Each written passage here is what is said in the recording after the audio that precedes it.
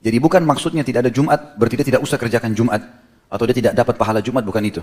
Yang dimaksud kata ulama hadis adalah tidak ada Jumat baginya, tidak ada pahala tambahan di hari Jumat. Karena ada hadis, siapa yang datang di awal waktu, dia seperti bersedekah dengan seekor unta. Siapa yang datang di waktu kedua, dia seperti sedekah dengan seekor sapi. Siapa yang datang di waktu ketiga, seperti bersedekah dengan seekor domba. Siapa yang datang di waktu keempat, seperti dia bersedekah dengan seekor ayam. Siapa yang datang di waktu kelima, sebelum khatibnya di atas mimbar, maka dia seperti bersedekah dengan sebutir telur. Dan kalau khatib sudah di atas mimbar, maka para malaikat menutup buku mereka, dan mereka ikut mendengarkan khutbah. Nah, kalau ada orang datang ke masjid, khutbah sudah dimulai, sah Jumatnya. Dia datang, dia dengar khatib, dia sholat Jumat sah. Tapi dia tidak dapat ekstra pahala Jumat tadi. Bayangkan kalau kita seperti harus sedekah dengan seekor unta. Unta merah ini teman-teman, harganya bisa ratusan juta. Seperti kita sedekah dengan sebesar itu, hanya datang saja, lebih cepat. 360 dari Ibnu Abbas radhiyallahu anhu, beliau berkata, Rasulullah SAW bersabda, "Man takallama yawmal jum'ati wal imamu yakhtub, fahuwa kamathalil himari yahmilu asfara, walladhi yaqulu lahu ansit laysat lahu jum'ah." Hadis ini diriwayatkan Imam Ahmad dan sanadnya dengan sanadnya yang tidak bermasalah. Di sini ada sebagian ulama berselisih tentang masalah sahih atau dhaifnya hadis ini. Tapi umumnya hadis ini dipegangi oleh para ulama hadis karena sekali lagi dia tidak terlalu lemah dan juga dia tidak bentrok dengan hadis yang lebih kuat. Bahkan hadis yang lebih kuat mendukung itu. Nanti kita akan bacakan setelahnya dalam hadis Bukhari, ada di bawahnya ada hadis Bukhari dari Abu Hurairah radhiyallahu anhu dan hadis riwayat Muslim, "Idza qulta li sahibika ansit yaumal jum'ah wal imamu yakhtub faqad lagaut." Saya baca dulu terjemahan hadis yang pertama tadi yang dihitung lemah oleh sebagian ulama hadis. Barang siapa yang berbicara pada hari Jumat sementara imam atau khatib sedang berkhutbah, maka dia seperti keledai yang membawa buku-buku. Artinya keledai itu sering dipakai oleh orang-orang zaman dulu. Kalau dia mau pindah ke satu kota ke kota lain, desa ke desa lain, dia pakai keledai untuk mengikul buku-bukunya, kitab-kitabnya. Itu ditaruh di punggungnya, tapi sehebat apapun tulisan ilmu dalam buku itu, keledai tidak bisa membacanya. Dalam surah Al-Jumu'ah Allah ceritakan itu. Kamathalil himari yahmilu asfara. Perumpamaan orang-orang ahli kitab yang tidak mau menerima kebenaran mereka seperti keledai yang memikul kitab-kitab. Tidak berguna bagi mereka kitab Taurat dan Injil di tangannya. Karena mereka tidak mengikuti petunjuk yang harus memandu kepada Al-Quran. Khusus bagi orang yang khatib sudah di atas mimbar, lalu dia ngobrol sama temannya, ini dianggap seperti itu. Ini penyampaian wahyu sekarang, dengarin nasihat. Itu makanan ruhmu. Kalau kita lapar teman-teman, kita makan nasi, kita haus, kita minum air, kita capek, kita tidur. Ini makanan dan suplainya badan, jasad. Jangan lupa, badan kita terdiri, ini tubuh kita ini dari jasad dan ruh. Ruh juga butuh suplemen, butuh makanan. Dan ini ilmu dia, makanannya. Mendengarkan ceramah nasihat itu adalah sekarang kita, teman-teman ini lagi memberikan makanan dan minum jiwanya, ruhnya.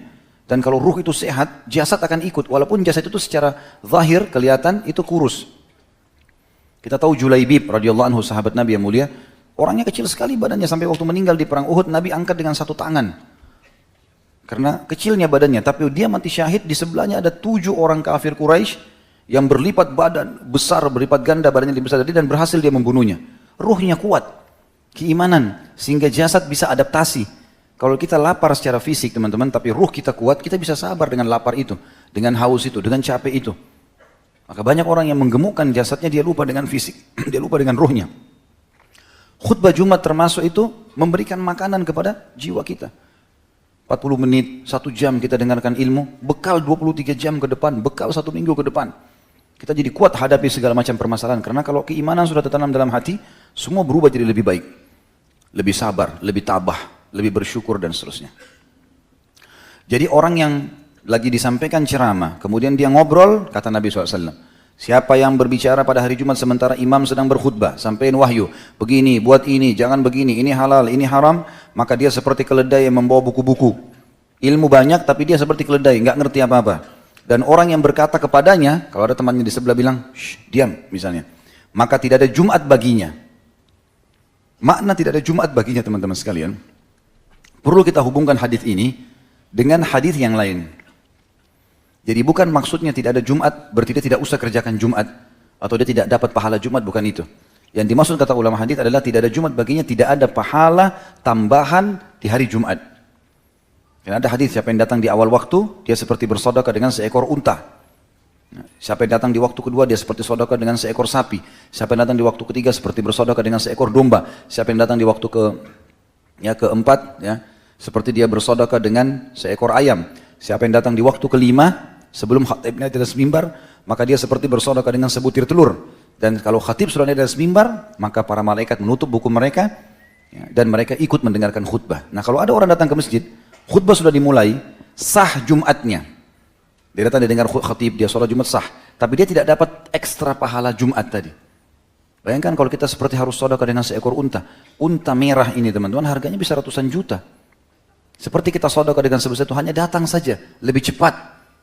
Tentu khilaf di antara ulama tentang masalah waktu-waktu ini ya.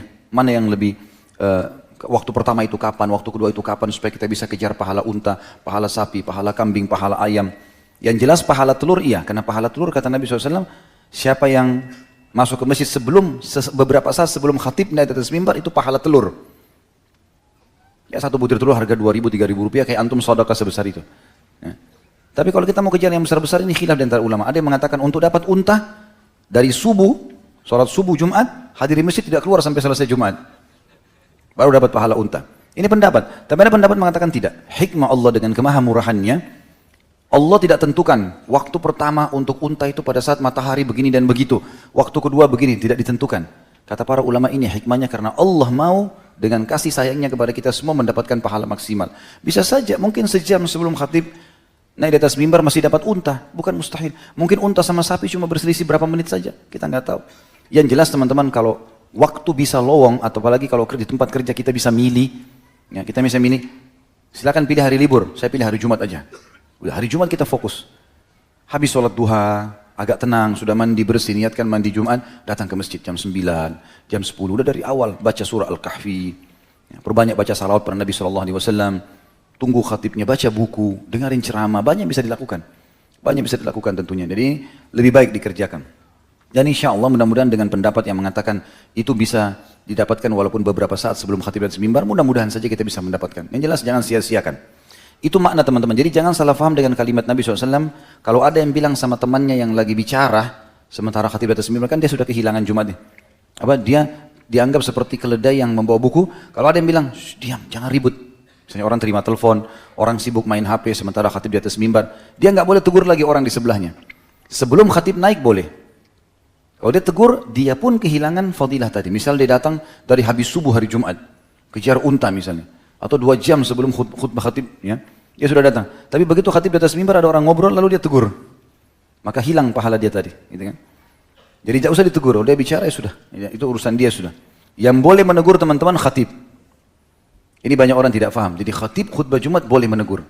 Nabi SAW pernah menegur ada sahabat, beliau lagi khutbah telat masuk. Begitu dia masuk, dia langsung mau duduk, belum sholat tahiyat masjid. Kata Nabi SAW, sholatlah dulu, baru kamu duduk. Dan ringkaskan sholatmu. Dan ringkaskan sholatmu. Gitu kan? Jadi khatib boleh tegur. Misalnya ada orang di pojok sana ngobrol-ngobrol. Pak maaf yang sebelah sana jangan ngobrol dulu. Ditegur, khatibnya boleh. Kalau kita yang hadir jangan. Karena kita kehilangan pahala. Gitu kan? Alangkah baiknya juga kalau pengurus masjid sudah bisa membacakan sebelum khatib di atas mimbar. Ada begini supaya orang-orang semuanya itu untuk hadir dan khusyuk. Juga teman-teman, supaya tidak ngantuk pada saat khatib di atas mimbar, dari awal niatnya dalam hati, mau dengar khutbah, mau cari pahala. Jangan dari awal niatnya tinggalkan kantor atau tinggalkan rumah, nanti di masjid kalau khatibnya nggak bagus saya mau tidur. Jadi begitu masuk, suara khatibnya kecil, sudah hilang, ngantuk, tidur. Dan tidur di saat ibadah dari syaitan, termasuk di majelis ilmu. Ya mulai tunduk-tundukin kepalanya, hada a'udzubillahi minasyaitonir rajim.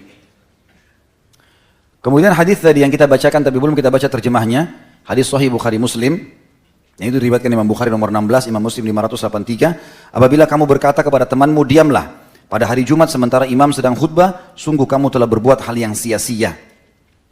Jadi hal yang sia-sia di sini maksudnya adalah hilang pahalamu yang tadi, tapi Jumatnya tetap sah. Jadi jangan sampai kita salah paham, ada orang yang dia tidak paham hadis ini, dia masuk masjid.